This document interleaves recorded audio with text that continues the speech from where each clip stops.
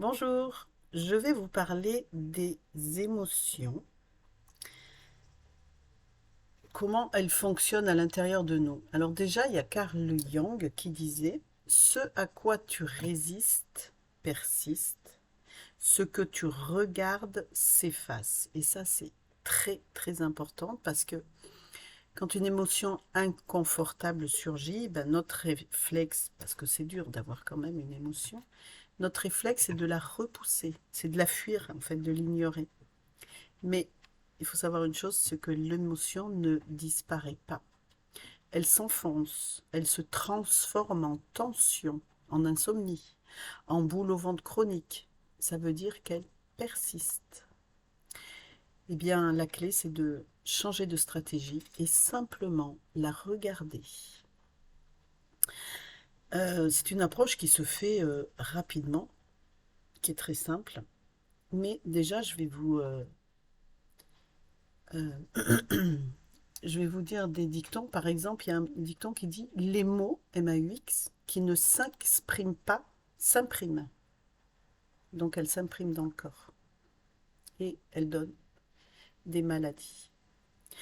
Il y a un autre dicton, c'est qui dit: lorsque nous mettons des mots, M-O-T-S, sur les mots, M-A-U-X, les dits mots, M-A-U-X, deviennent des mots dits, M-O-T-S, dits, et cessent d'être maudits. Du coup, une émotion, c'est une information physique. C'est un flash d'hormones et de signaux électriques envoyés par notre cerveau dans notre corps pour nous pousser à agir. Et émotion, ça veut dire mettre en mouvement. Et quand on refuse de ressentir cette information, le cerveau reptilien panique. Et le danger doit être encore plus grand que prévu. Alors, une émotion inconfortable, ça crée de la colère, de l'anxiété, de la tristesse, de la jalousie. Et quand on bloque, quand on refoule, eh bien, il y a du déni, il y a une anesthésie, en fait, une, et une pensée positive forcée. Donc, le cerveau panique, il insiste, et le danger doit être encore plus grand que prévu. C'est ce que le cerveau vous dit, en fait. Et ça augmente le cortisol et l'adrénaline, donc ce qui crée du stress, de la tension, de la fatigue, des insomnies. Et l'émotion devient chronique, c'est-à-dire qu'elle se porte sur le corps avec des douleurs physiques, des épuisements, un mal-être persistant. Donc, ce que tu regardes s'efface.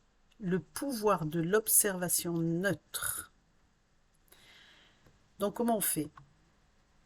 Donc, on dit stop au mental. Arrête de chercher pourquoi tu es dans cet état. Coupe l'histoire que ton cerveau se raconte. Deviens scientifique. Regarde l'émotion comme si tu l'étudiais au microscope. Où est-elle physiquement? Est-ce que c'est une barre au milieu du front, du dos, une gorge nouée? Est-ce que ça brûle? Est-ce que c'est serré? Et après, on respire à l'intérieur de cette douleur. Donc on ne cherche pas à la modifier, hein, cette sensation.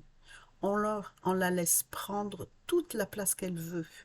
Et on lui dit mentalement: ok, je te vois. Tu as le droit d'être là. Donc, on observe sans juger. Et là, on désactive l'amygdale et on rallume le cortex préfrontal. Et puisqu'on ne résiste plus, bah, le cerveau, qu'est-ce qu'il comprend? Ça y est, c'est bon, j'ai reçu le message. Et la formule chimique cesse d'être sécrétée. La tension se relâche, la respiration s'apaise. Et la vague s'en va aussi vite qu'elle est venue.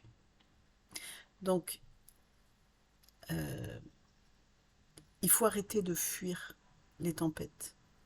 Tu ne l'as pas chassée, elle s'efface parce que tu as eu le courage de la regarder en face. On a eu le courage de la mettre en lumière. Et un petit dicton qui dit: ta paix intérieure n'est pas l'absence de tempête, mais la certitude de savoir les traverser.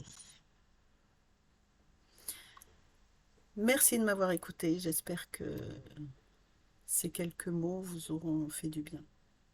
À bientôt.